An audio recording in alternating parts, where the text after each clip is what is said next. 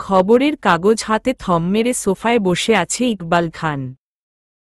প্রত্যেকটা নিউজপেপারে তাজের নামে জঘন্য থেকে জঘন্যতম নিউজ ছাপা হয়েছে।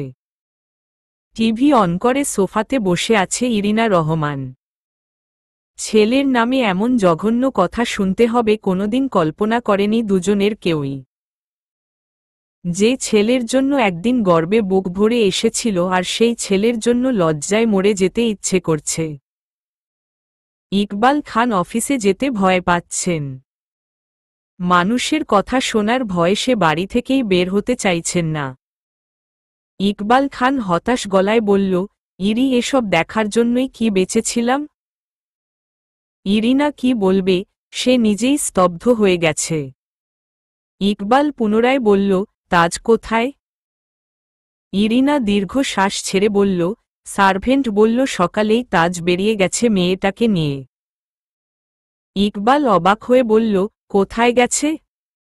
সেটা তো জানি না, তবে সার্ভেন্ট বলল মেয়েটাকে নাকি এক প্রকার টেনে হিচড়ে নিয়ে গেছে। অনেক রেগে ছিল তাজ। ইকবাল নিউজপেপার রেখে বলল, মহিবুলের সাথে একবার কথা বলা দরকার, কিন্তু কোনো মুখে তাদের সাথে কথা বলবো। মৌয়ের কি অবস্থা সেটাও জানা প্রয়োজন।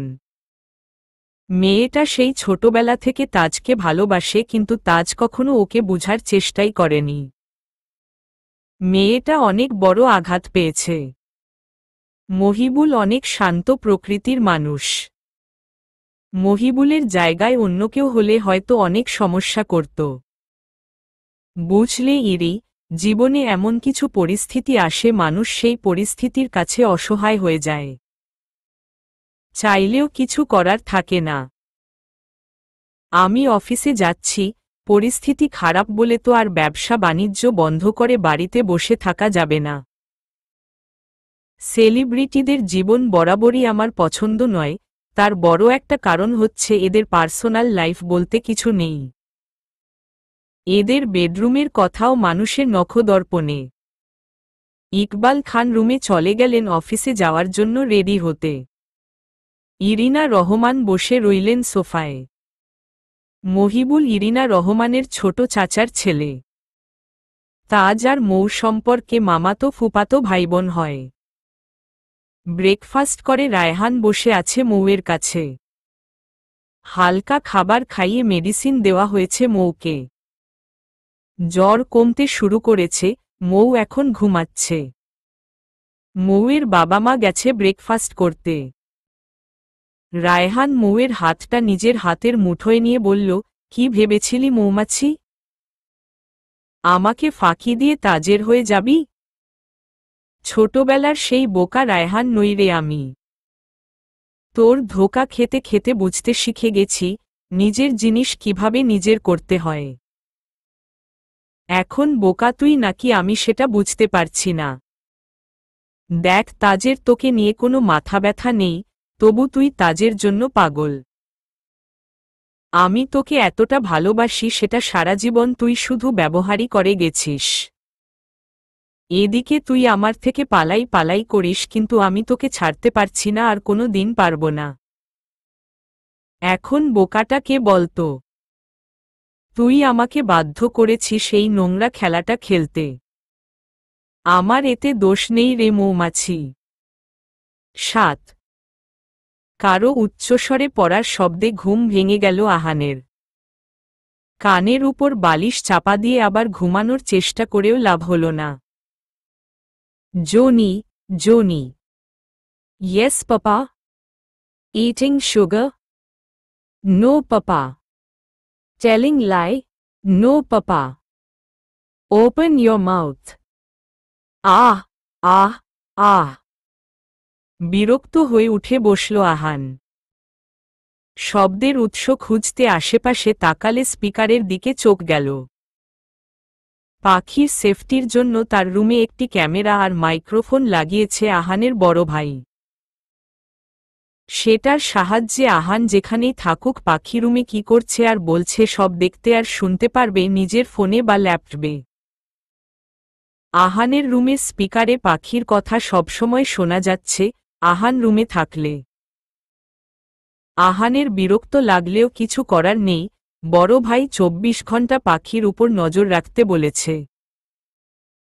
একটা পাগল মেয়ে তার ভাইয়ের কাছে এতটা ইম্পর্ট্যান্ট কেন বুঝতে পারছে না আহান।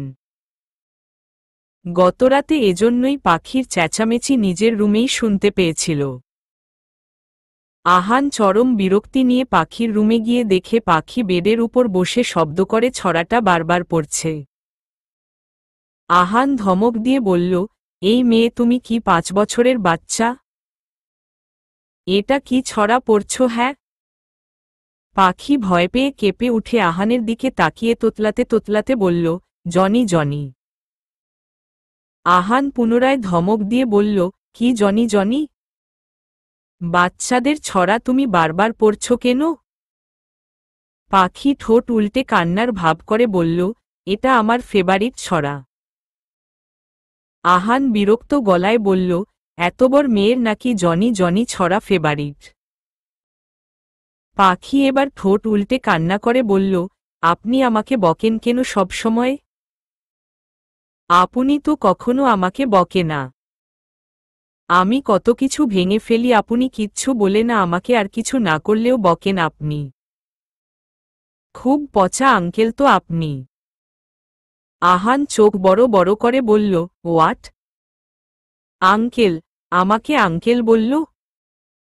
আহান নিজের বিস্ময় কাটিয়ে জোরে ধমক দিয়ে বলল, এই মেয়ে আমাকে তোমার আঙ্কেল মনে হয়? পাখি এবার জোরে জোরে কান্না শুরু করে দিল। পাখির কান্নার আওয়াজ শুনে দৌড়ে এলো ন্যান্সি। আহান থতমত খেয়ে বলল, মহা জ্বালাতো। ন্যান্সি পাখির মাথায় হাত বুলিয়ে বলল, কি হয়েছে বেবি? পাখি আহানকে দেখিয়ে বলল, আঙ্কেলটা বকেছে। আহান থতমত খেয়ে ধমক দিয়ে বলল, এই মেয়ে খবরদার আঙ্কেল বলবে না আমাকে। আর একবার আঙ্কেল বললে একদম বাসা থেকে বের করে দিব। আহান হনহনিয়ে বের হয়ে গেল রুম থেকে। পাখি ফ্যালফ্যাল করে তাকিয়ে রইল আহানের যাওয়ার দিকে। ন্যান্সির দিকে তাকিয়ে বলল, পচা আঙ্কেল। ন্যান্সি বাংলা বুঝতে আর বলতে পারে ভালো করেই। পাখিও ইংরেজি ভাষা রপ্ত করেছে বেশ ভালোই। তাই পাখির সাথে কথা বলতে ন্যান্সির প্রবলেম হয় না। ন্যান্সি ইংরেজিতে বললে সেও ইংরেজিতে বলে, আবার ন্যান্সি বাংলা বললে সেও বাংলা বলে। তিতির পাখিকে যতটা শেখানোর যায় চেষ্টা করেছে শিখাতে। ন্যান্সি মুচকি হেসে বলল, আঙ্কেল বলে না বেবি। পাখি ভাবুক ভঙ্গিতে বলল, তাহলে কি বলবো? তুমি ভাইয়া বলতে পারো।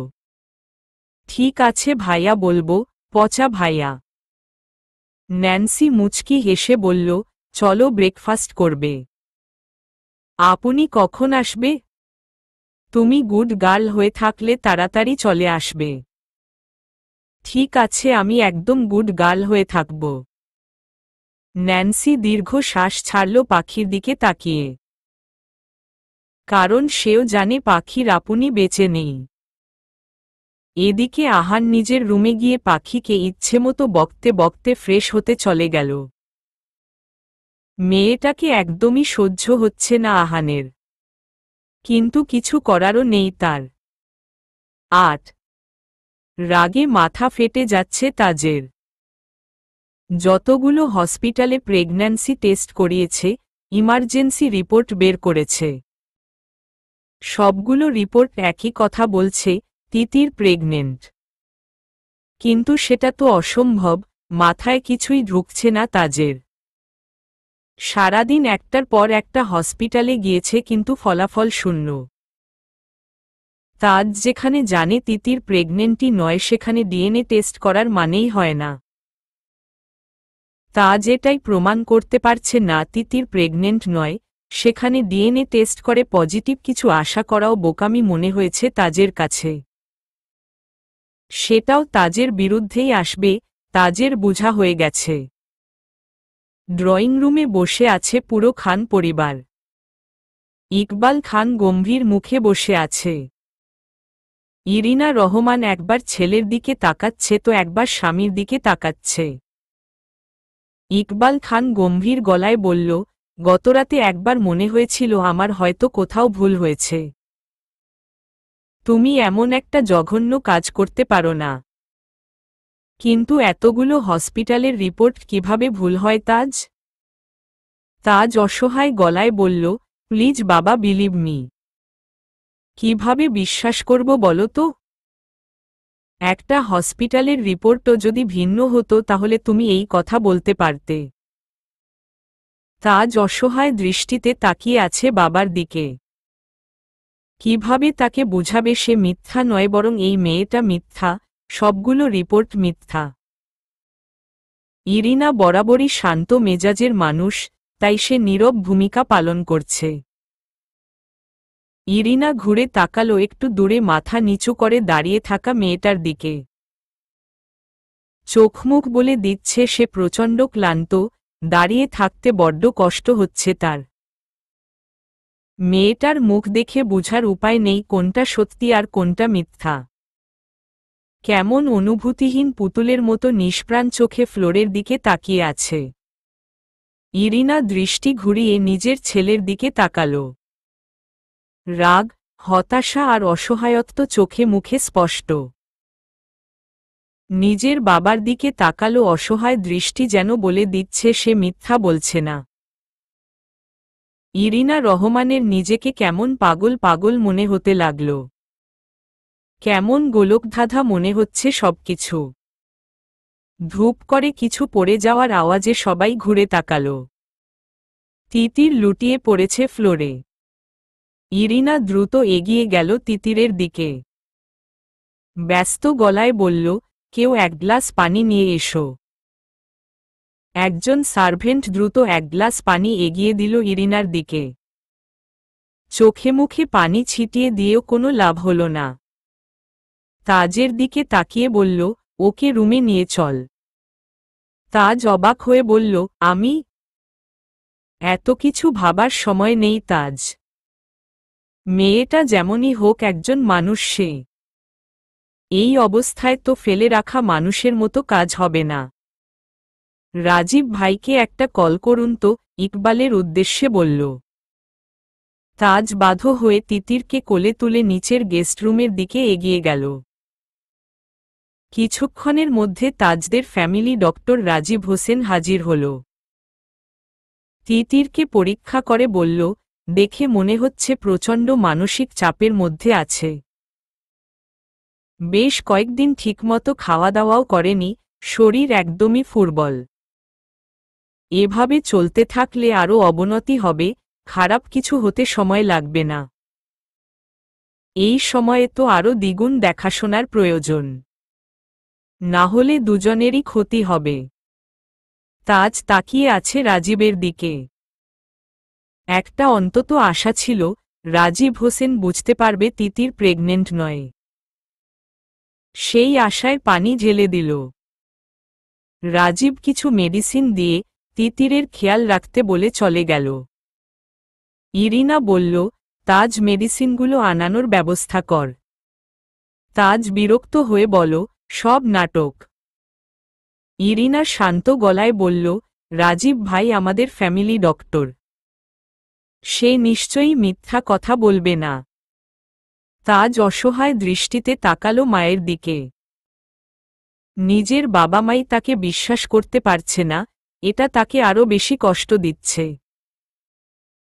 তিতিরের দিকে রক্তচক্ষু করে বের হয়ে গেল রুম থেকে। মেয়েটার প্রতি ঘৃণা যেন তাজের ধাপে ধাপে বেড়ে চলেছে। ঘণ্টা খানেক সময় শাওয়ার নিয়ে রুমে এসেছে তাজ। মাথায় ঘুরছে নানা প্রশ্ন। কিছুতেই কিছু মিলাতে পারছে না। তাজের মনে হচ্ছে সে ক্রমশ একটা ষড়যন্ত্রের জালে জড়িয়ে যাচ্ছে। যত বের হওয়ার চেষ্টা করছে ততটাই বাজেভাবে জড়িয়ে যাচ্ছে। ফোনের রিংটোনে ভাবনায় ছেদ পড়ল তার। ফোন হাতে নিয়ে মৌয়ের নাম্বার দেখে বুকটা কেমন ধক করে উঠল। এত সবের মধ্যে মৌয়ের কথা যেন মাথা থেকে একেবারেই বেরিয়ে গিয়েছিল। হঠাৎ করেই মৌয়ের উপর তীব্র অভিমান অনুভব করল তাজ। মানুষ তো তার উপর অভিমান করে যাকে সে ভালোবাসে। কিন্তু তাজ তো মৌকে কখনো ভালোবাসেনি, তবে কেন এত অভিমান হচ্ছে? না ভালোবেসে তো, বন্ধু হিসাবে, সত্যি কি তাই? কেন মনে হচ্ছে সারা পৃথিবী অবিশ্বাস করলেও মৌয়ের উচিত ছিল তাজকে বিশ্বাস করা। তাজ না হয় মৌকে সেভাবে ভালোবাসেনি, কিন্তু মৌ তো বেসেছে। তবে কেন বিশ্বাস করতে পারল না তাজকে? তাজের ভাবনার মাঝেই কল কেটে গেল। সাথে সাথেই আবার বেজে উঠলে রিসিভ করল তাজ। গম্ভীর গলায় বলল, হ্যালো। তাজের আওয়াজ শুনতাই ফুপিয়ে কেঁদে উঠল মৌ। তাজ বেশ শান্ত ভঙ্গিতে শুনতে লাগল মৌয়ের কান্না। তবে বুকের ভেতর কেমন একটা করছে মৌয়ের কান্না শুনে। মৌকে সবসময় হাসি খুশি দেখে এসেছে তাজ, তাই হয়তো কান্নাটা ঠিক মানতে পারছে না। তাজ দীর্ঘ শ্বাস ছেড়ে বলল, কিছু বলবি নাকি কেটে দিব কল? মৌ এবার শব্দ করে কেঁদে দিল, কেন এমন করলে তাজ? তাজের অজানা কারণে রাগ হচ্ছে না, এখন বরং কষ্ট হচ্ছে। মানতে পারছে না মৌও তাকে ভুল বুঝছে। তাজ বেকনিতে গিয়ে দেয়াল ঘেঁষে ফ্লোরে বসে শান্ত গলায় বলল, মৌ আমি তোকে কখনো বলিনি ভালোবাসি। কিন্তু 29 বছর ধরে তোকে চিনি। আমাকে যদি কেউ এসে বলে মৌ এমন জঘন্য একটা কাজ করেছে, আমি কিন্তু বিশ্বাস করব না, যতক্ষণ না তুই নিজে সেটা স্বীকার করছিস। কারণ আমি চিনি তোকে। অপরদিক দেখ, তুই আমাকে হাজারবার বলেছিস ভালোবাসি। কেউ একজন এসে বলল তা যেমন, আর তুই বিশ্বাস করে নিলি? একবার মনে হয়নি তাজ এমন কিছু করতে পারে না? ভালোবাসার কথা না হয় বাদই দিল 29 বছরে তুই এই চিনলি আমাকে? মৌ শুধু ভালোবাসি বললেই হয় না, তার উপর বিশ্বাস রাখতে হয়। সারা পৃথিবীর মানুষের বিরুদ্ধে গিয়ে শুধু ভালোবাসার মানুষের কথায় যেদিন বিশ্বাস করতে পারবি সেদিন বুঝবি তুই তাকে ভালোবাসিস। মৌ কি বলবে বুঝতে পারছে না। সত্যি তো শুধু ভালোবাসলে হয় না, বিশ্বাস থাকতে হয়। বিশ্বাস হচ্ছে ভালোবাসার ভিত্তি। বিশ্বাসই যদি নড়বড়ে হয় তাহলে ভালোবাসা টিকে থাকবে কিভাবে?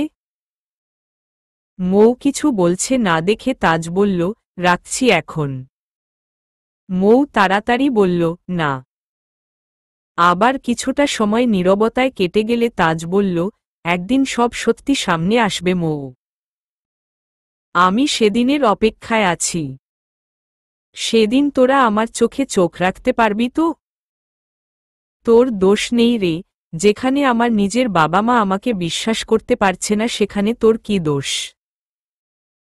তবে মনে রাখিস, সত্য কোনোদিন লুকিয়ে রাখা যায় না।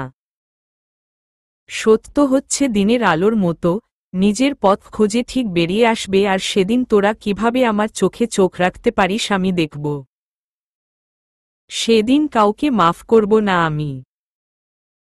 আমার বাবা মা আমাকে অবিশ্বাস করার চরম শাস্তি পাবে সেদিন, আর সাথে তুইও। এসবের পিছনে যে আছে তাকে আমি ছাড়ব না। প্রত্যেককে তার শাস্তি ভোগ করতে হবে। এই গল্পটির সবচেয়ে অসহায় ব্যক্তি আমি, তোরা কেউ নয়। নিজে সত্যিটা জেনেও প্রমাণ করতে না পারার মতো অসহায়ত্ব আর কিছুতেই নেই। নির্দোষ হয়েও সবার ঘৃণার দৃষ্টি সহ্য করার মতো কষ্ট আর কিছুতে নেই। একটু একটু করে গড়ে তোলা স্বপ্ন, ক্যারিয়ার চোখের সামনে ধুলোয় মিশে যাওয়ার মতো তীব্র যন্ত্রণা কিছুতেই নেই। কাউকে ছাড়ব না আমি, কাউকে না। আমার প্রতিটা অপমানের প্রতিশোধ নিব। মৌয়ের হঠাৎ মনে হল সে ভুল করেছে, তাজকে অবিশ্বাস করে।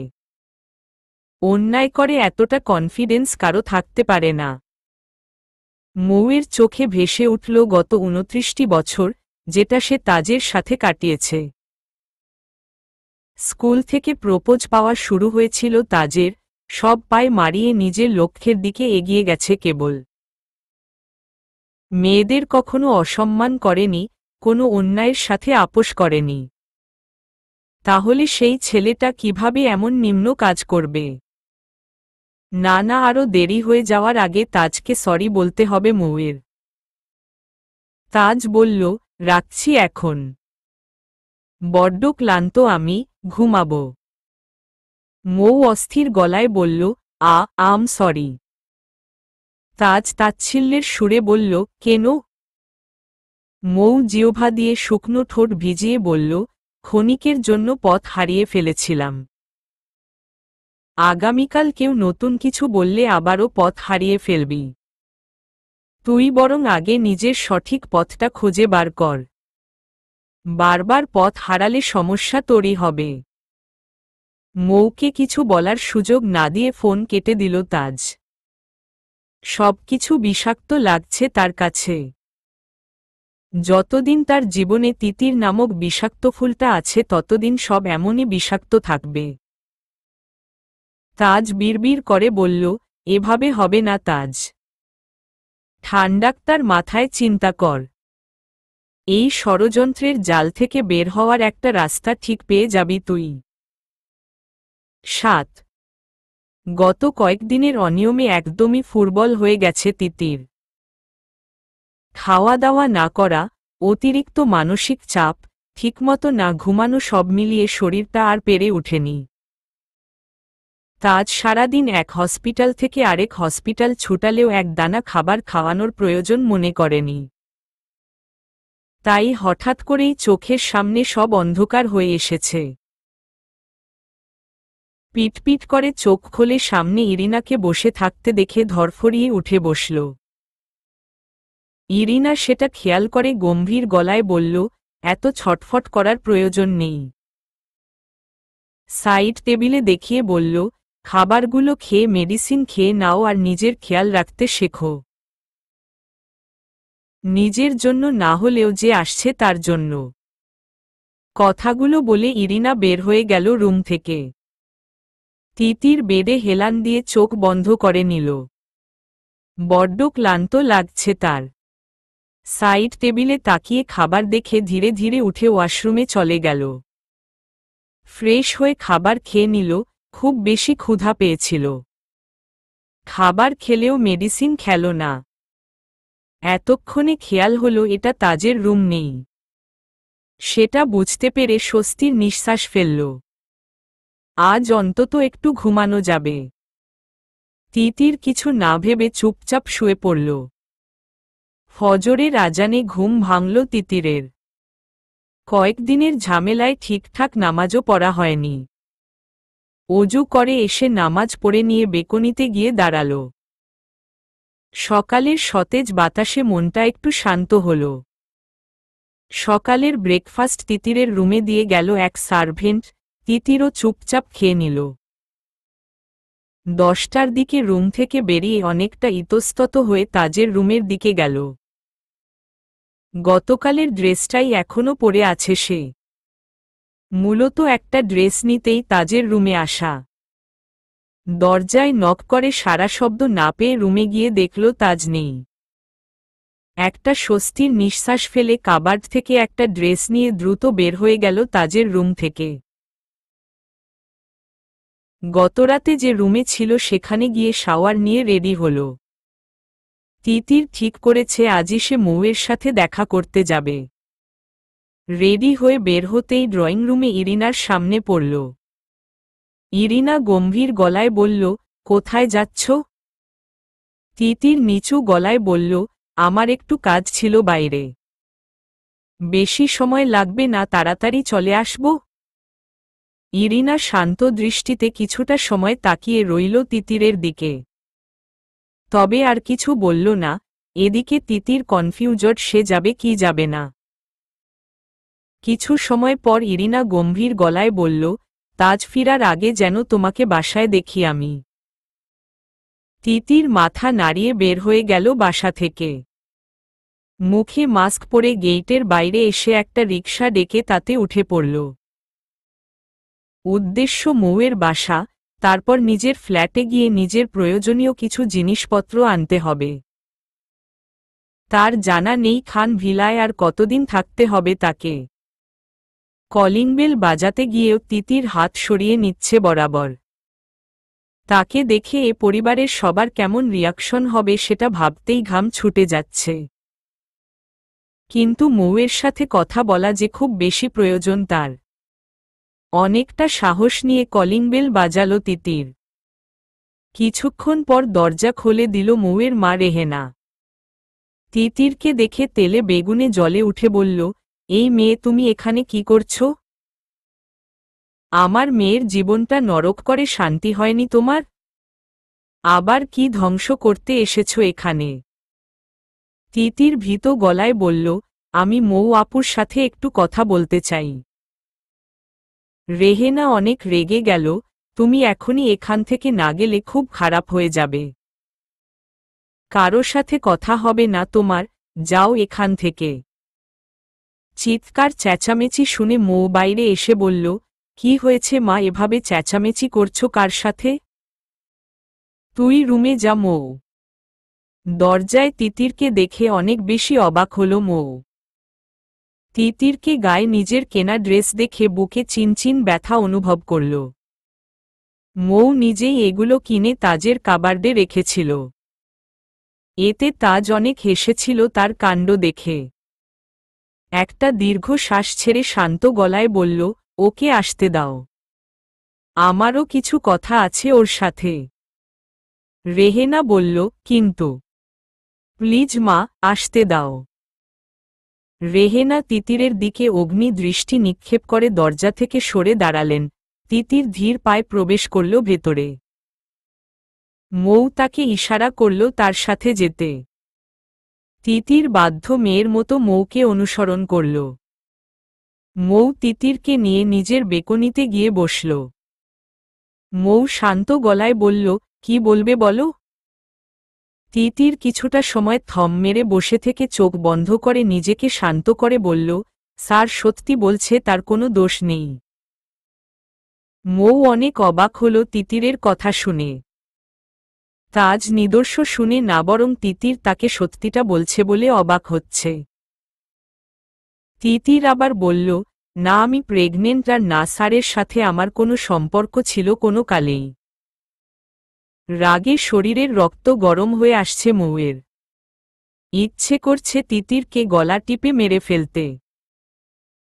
দুটো জীবন নষ্ট করে, দুটো পরিবারের মান সম্মান মাটিতে মিশিয়ে মেয়েটা কত সহজে সব স্বীকার করে নিচ্ছে। আদৌ বুঝতে পারছে মেয়েটা কত বড় অপরাধ করেছে। মৌ লম্বা শ্বাস টেনে নিজেকে শান্ত করল, তাহলে এসব কেন করলে? অকপটে তিতিরের উত্তর, বাধ্য হয়ে। মৌ অবাক হয়ে বলল, মানে? এবার টলমলে চোখে তিতির তাকালো মৌয়ের দিকে, ভেজা গলায় বলল, আপনার জীবনের বেঁচে থাকার কারণ যে মানুষটা। কেউ যদি তার মাথায় গান তাক করে বলে তার কথা না শুনলে শেষ করে দিবে মানুষটাকে। আপনি কি করতেন আপু? আমি স্বার্থপর মানুষ আপু, পারিনি নিজের স্বার্থের সাথে আপোষ করতে। তিতিরের গাল বেয়ে এক ফোঁটা নোনা পানি গড়িয়ে পড়ল। মৌ বিস্ময় কাটিয়ে উঠতে পারছে না। অবাক দৃষ্টিতে তাকিয়ে আছে তিতিরের দিকে। মৌ কাপা গলায় বলল, কে করেছে এমনটা আর কেন? তিতির চোখ বন্ধ করে একটা ঢোক গিলে বলল, র। মৌ কোথায় তুই? কারো আওয়াজে থেমে গেল তিতির। এই আওয়াজ তার খুব ভালো করে চেনা। এই তো সেই নরপশুটা যে সবার জীবন এলোমেলো করে দিয়েছে।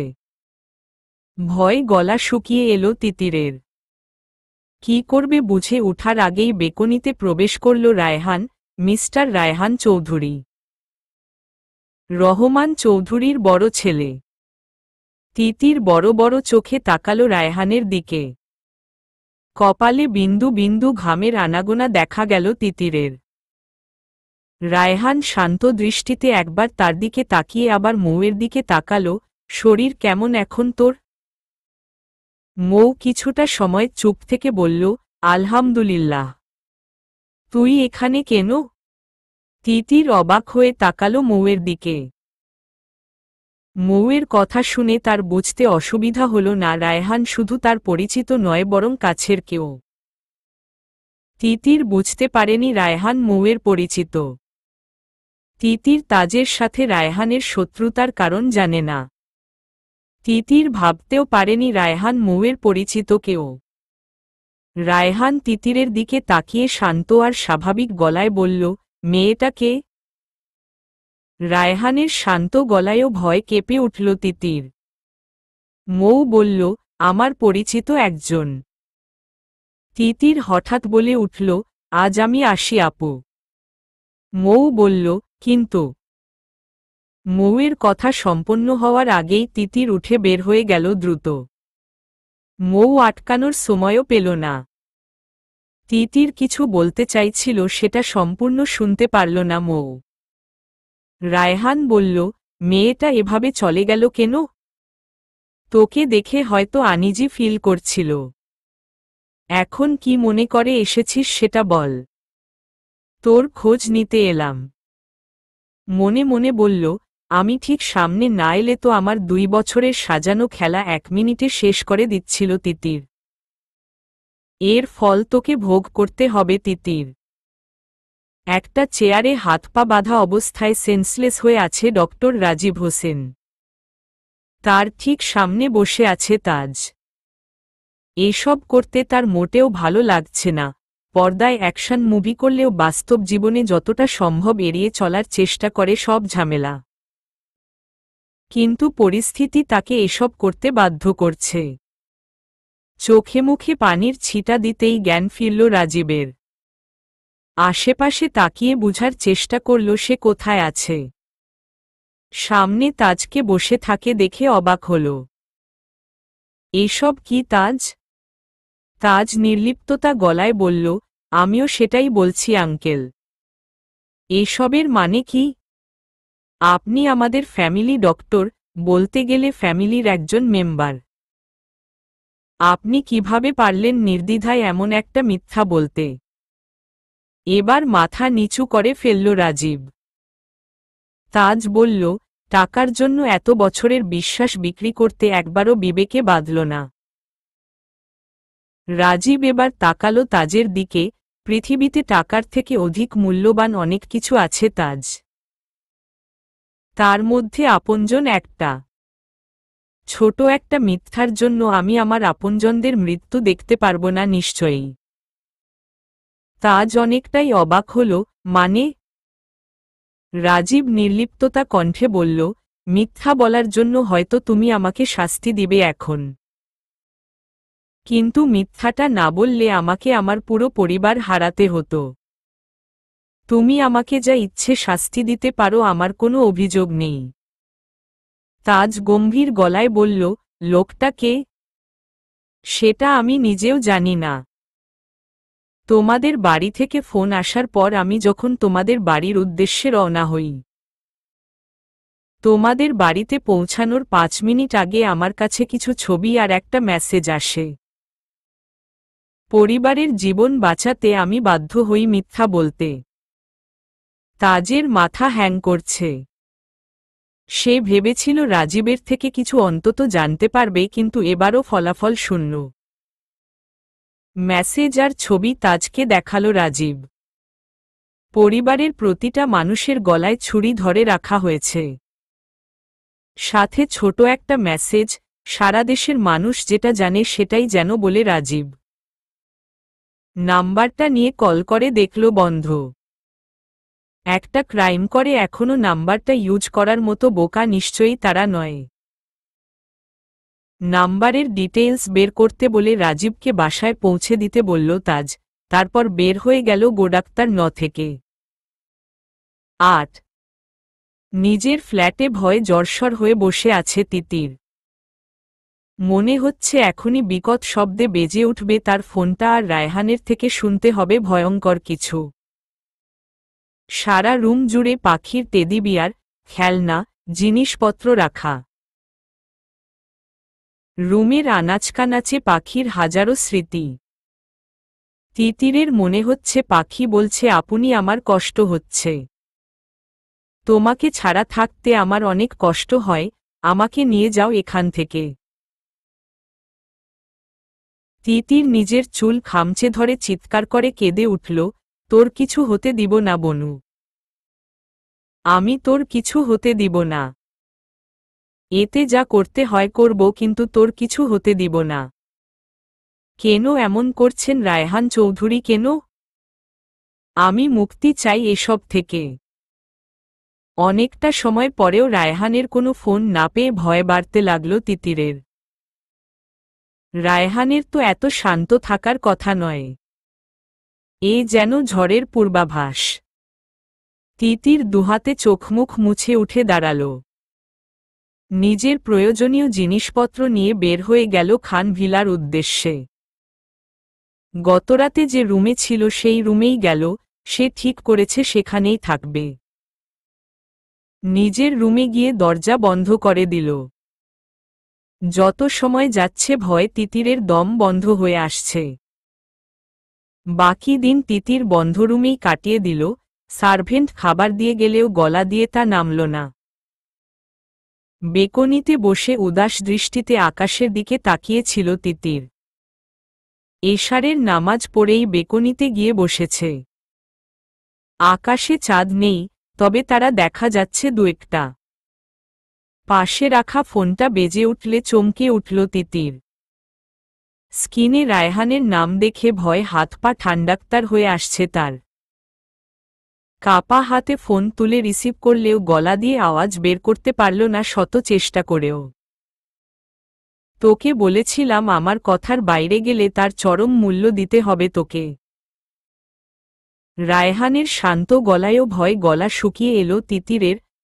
আমার ভুল হয়ে গেছে। দয়া করে পাখির কিছু করবেন না।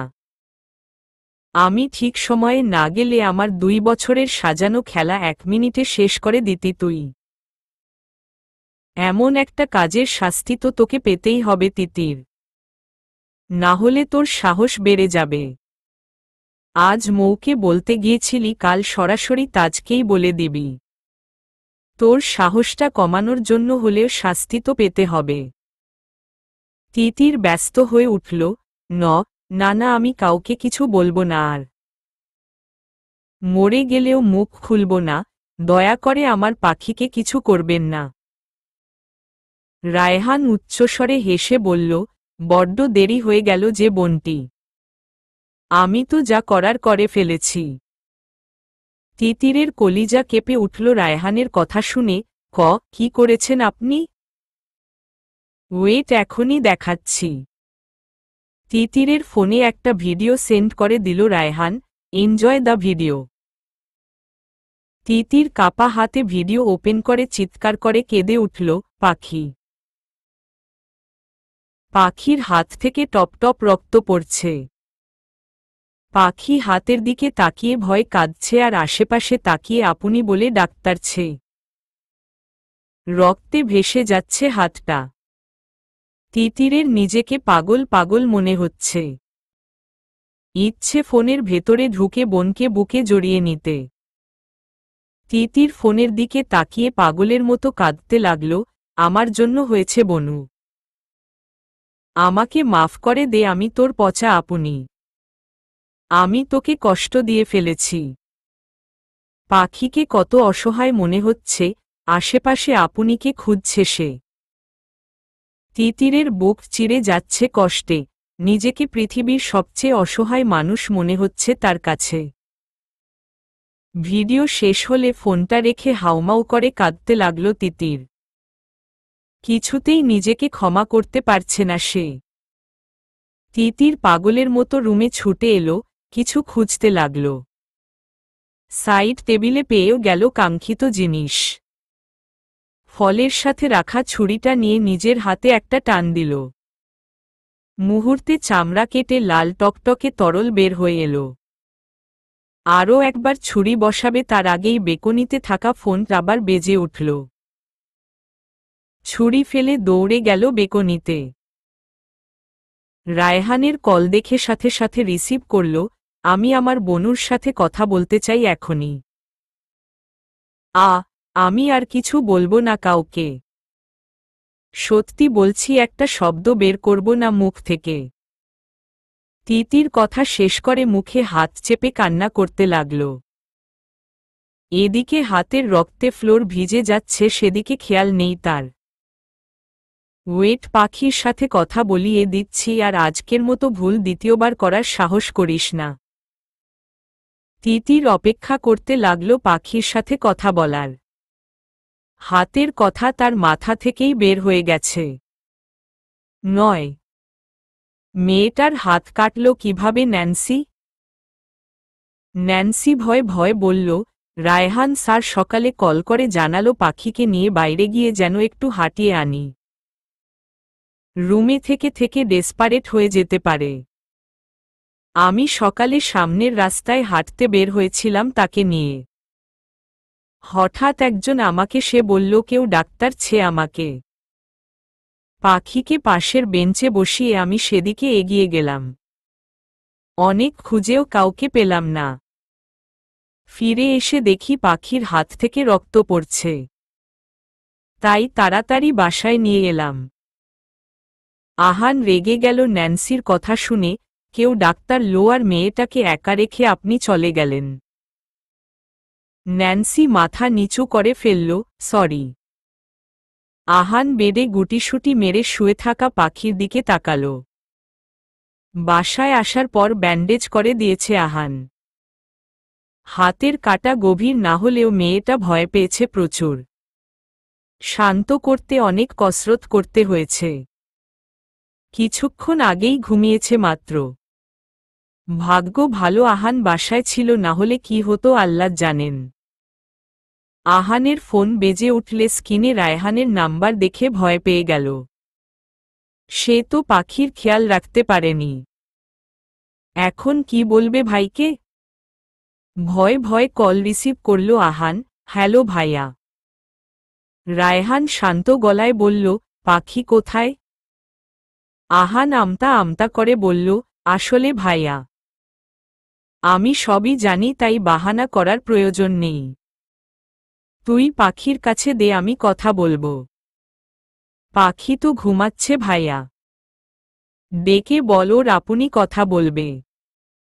আহান অবাক হয়ে বলল, কিন্তু যেটা বলছি সেটা কর, বেশি কথা পছন্দ নয় আমার।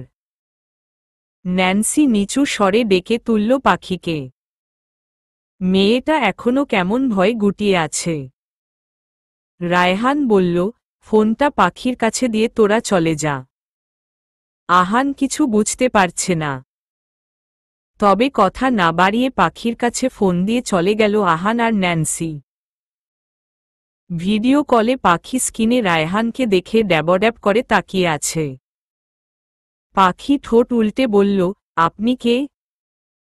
আমার আপনি কোথায়? রায়হান কিছু না বলে তিতিরকে অ্যাড করে দিল কলে। তিতিরকে দেখে কেঁদে দিল পাখি। আপনি তুমি আসছো না কেন? দেখো আমি ব্যথা পেয়েছি। একটা পচা লোক আমাকে ব্যথা দিল তো।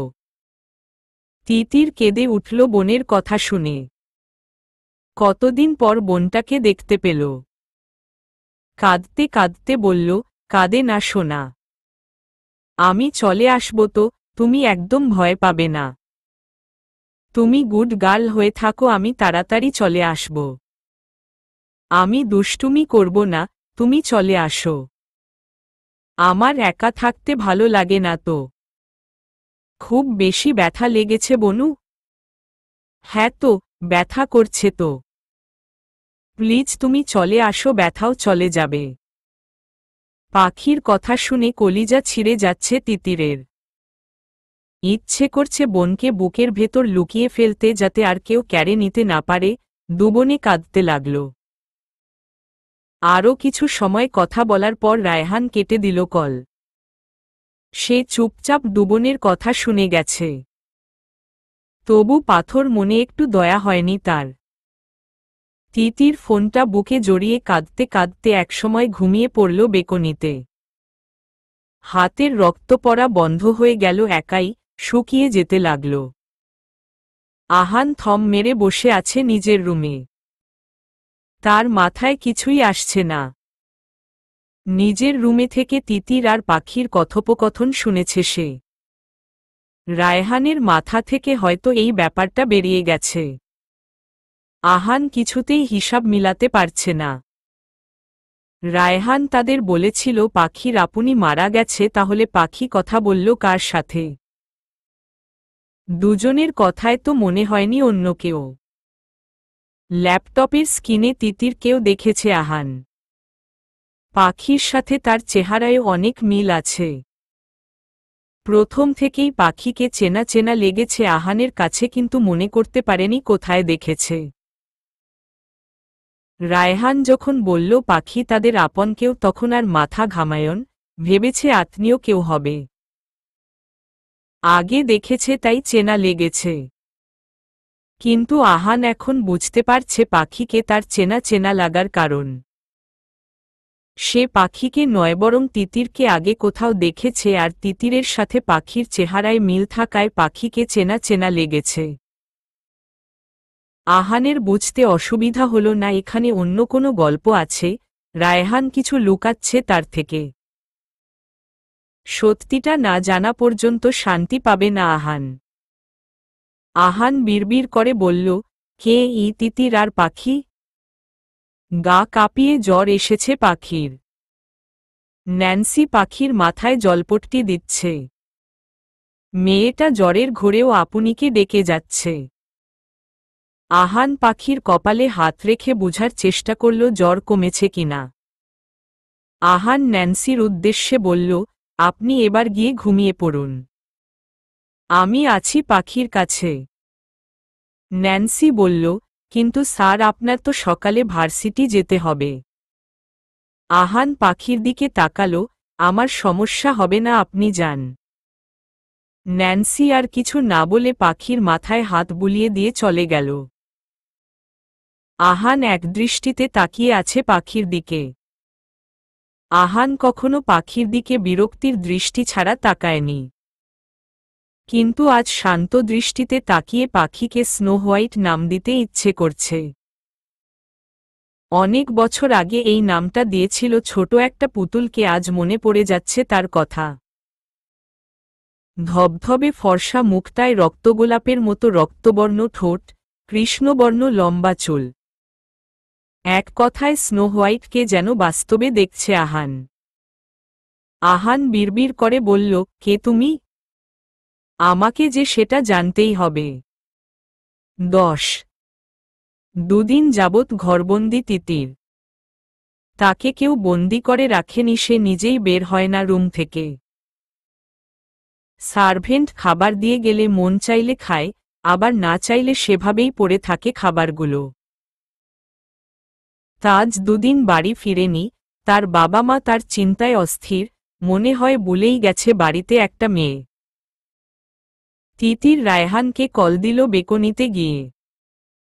রায়হান রিসিভ করে বিরক্তি নিয়ে বলল, এতবার বিরক্ত করছিস কেন তিতির? তিতির রাগী গলায় বলল, আমার বনুকে ফিরিয়ে দিন, আপনার মতো লোকের ছায়াও মারাবো না আমি। বলেছি তো সময় হলে ফিরে পাবি। আমার দম বন্ধ হয়ে আসছে এই বাড়িতে। দয়া করে আমাকে এবার মুক্তি দিন।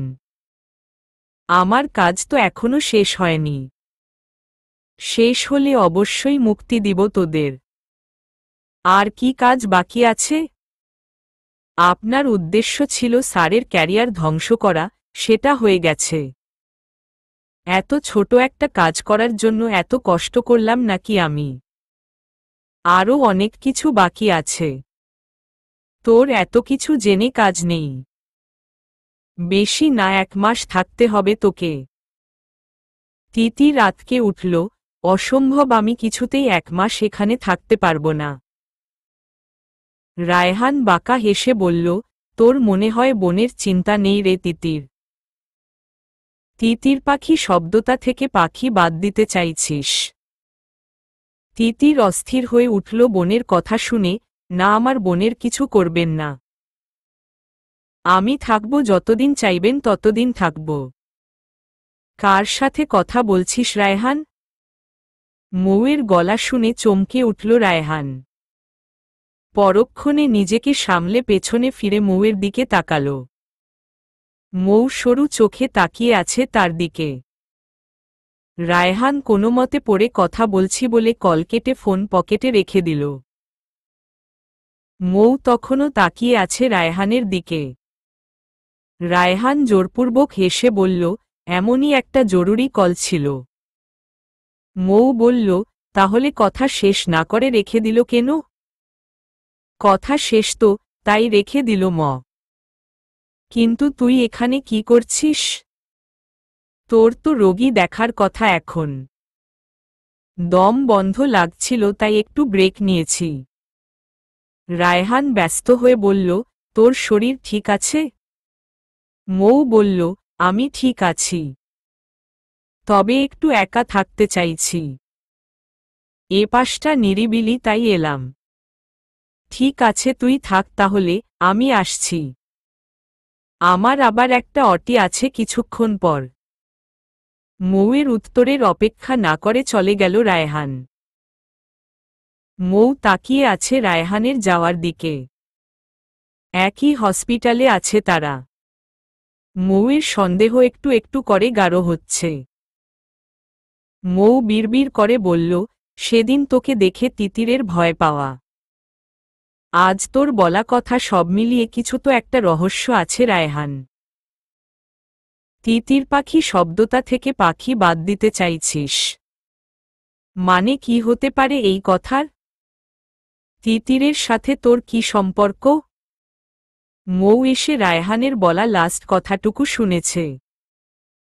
মৌ বুঝতে পারছে রায়হানের সাথে তিতিরের কোনো একটা কানেকশন আছে, কিন্তু সেটা কি ধরতে পারছে না। কিছুক্ষণ এসব চিন্তা করে তাজকে কল দিল। সে রাতের পর তাজের সাথে আর যোগাযোগ হয়নি মৌয়ের। এবারও ফোন বন্ধ বলছে। সে দীর্ঘ শ্বাস ছাড়ল। মৌ খোঁজ নিয়েছে দুদিনে তাজ বাড়িও ফিরেনি। মৌ ফোন বের কর তাজের পিক দেখে বলল, কোথায় তুমি তাজ? স্যার দুদিনে মেয়েটা বাড়ি থেকেই বের হয়নি। তবে কল লিস্ট বের করে একটা নাম্বার পাওয়া গেছে। কিছুদিন যাবত এই একটা নাম্বারে কথা বলে যাচ্ছে।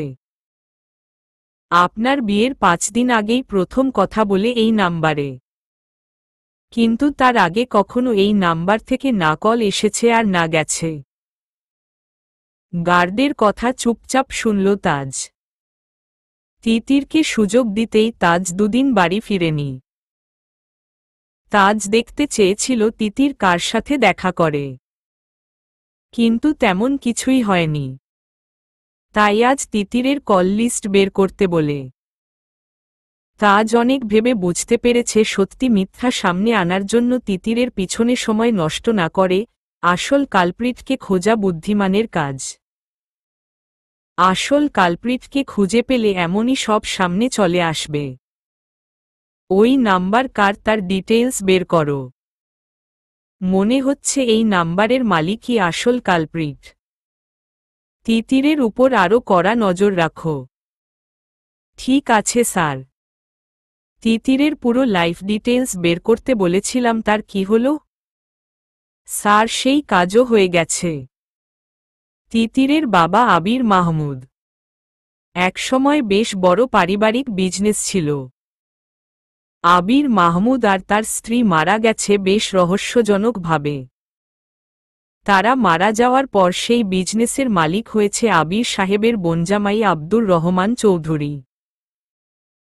বাবা মা মারা যাওয়ার পর তিতির বড় হয়েছে তার বাবার এক বিশ্বস্ত গার্ড নুরুলের কাছে। তাজ অবাক হয়ে শুনছে গার্ডের কথা। তাজ শুধু জানত তিতিরের বাবা মা নেই। সে একটা ফ্ল্যাটে ভাড়া থাকে। এর বেশি জানার ইচ্ছে হয়নি কখনো। তাজ অবাক হয়ে বলল, আত্মীয় স্বজন থাকতে গার্ডের কাছে কেন বড় হয়েছে? যতটুকু জানা গেছে আবির সাহেব মারা যাওয়ার পর আত্মীয় স্বজনরা প্রপার্টি দখলে ব্যস্ত হয়ে যায়। প্রপার্টির পরিমাণ অনেকটাই বড় ছিল। তিতিরের খোঁজ কেউ করেনি। নুরুলই বড় করেছে তিতিরকে, কিন্তু বছর 2 আগে নুরুল মারা গেছে কার অ্যাক্সিডেন্টে। তারপর থেকে একাই আছে তিতির। তবে মাঝে মাঝে তার সাথে আরও একটা মেয়েকে দেখা গেছে, কিন্তু সেটা কে জানা যায়নি। তিতির আপনাদের বাড়ি যাওয়ার পর থেকে তার ফ্ল্যাট ফাঁকা পড়ে আছে। তাজ উঠে দাঁড়িয়ে বলল, অন্য মেয়েটাকে সেটা খুঁজে বের করো দ্রুত। Yes sir. তাজ বের হয়ে গেল ফার্মহাউস থেকে। গত দুদিন সে এখানেই ছিল। গাড়ি স্টার্ট করে বাড়ির পথে এগোতে লাগল। স্টিয়ারিং হাতে ভাবতে লাগল, এবার খেলাটা জমবে মিস তিতির উপর, সরি মিসেস তিতির। আর তাড়াহুড়ো নয়, এবার সব হবে ঠান্ডাক্তার মাথায়। ক্যারিয়ার শেষ করে দিয়েছ তাই না? যে ক্যারিয়ারে ঘুণ ধরেছে সেটা তো আর বয়ে বেড়াবে না এই তাজওয়ার খান তাজ। আমার চরিত্রে লাগা দাগ তো আমি তুলব, কিন্তু আগের জীবনে আর ফিরে যাব না। তাই কোনো তাড়া নেই আমার, সবটা সময়ে আনব আমি। এতে যত সময় লাগুক। তুমি আমার সাথে গেম খেলেছ, এবার আমি তোমার সাথে গেম খেলব। তোমরা যত মনে করবে আমি সবটা মেনে নিতে শুরু করেছি, তত কাজটা সহজ হবে আমার জন্য। তোমরা যেটা চাইবে আজ থেকে সেটাই হবে। আজ থেকে তোমাদের উড়তে দিব আমি, উড়তে উড়তে যখন আকাশ ছুঁতে চাইবে ঠিক সেই সময় ডাক্তার কেনে দিব। মুখ থুবড়ে মাটিতে পড়ে তোরপাবে তোমরা। শেষ খেলাটা তো এই তাজওয়ার খান তাজ জিতবে, জাস্ট ওয়েট এন্ড সি। কথাগুলো নিজের মনে আওড়ে বাঁকা হাসল তাজ। বাড়ি ফিরে কলিং বেল বাজালে দরজা খুলে দিল সার্ভেন্ট। সোজা নিজের রুমে গিয়ে লম্বা সময় শাওয়ার নিল। 11। তাজ ডিনার টেবিলে গিয়ে দেখল তার বাবা মা বসে খাওয়ার প্রস্তুতি নিচ্ছে। তাজ নিজের চেয়ার টেনে বসল। ইকবাল খান ছেলের দিকে তাকিয়ে বলল, গত দুদিন কোথায় ছিলে? বাবা মায়ের উপর অভিমানটা জমিয়ে রেখেছে তাজ। সবটা সামনে আসুক, তারপর বাবা মায়ের সাথে বোঝাপড়াটা হবে। তাই এখন স্বাভাবিকভাবে নিজের প্লেটে খাবার তুলে নিতে নিতে শান্ত গলায় বলল, এর আগে মাসের পর মাস বাইরে থেকেছি, তখন তো কৈফিয়ত দিতে হয়নি। তখনকার সময় আর এখনকার সময়ে অনেক তফাতে। তখন তুমি কাজের জন্য বাইরে থাকতে। তাজ শান্ত গলায় বলল, নিজেকে সময় দিতে গিয়েছিলাম। তাজ এক সার্ভেন্টের দিকে তাকিয়ে বলল, মেয়েটা তিতিরকে ডেকে নিয়ে এসো। সার্ভেন্ট তিতিরকে ডাক্তারতে গেলে ইরিনা বলল, ওকে কেন ডাক্তারছিস? তাজ বলল, কিছু কথা বলতে চাই, সেটা তিতিরেরও জানা প্রয়োজন।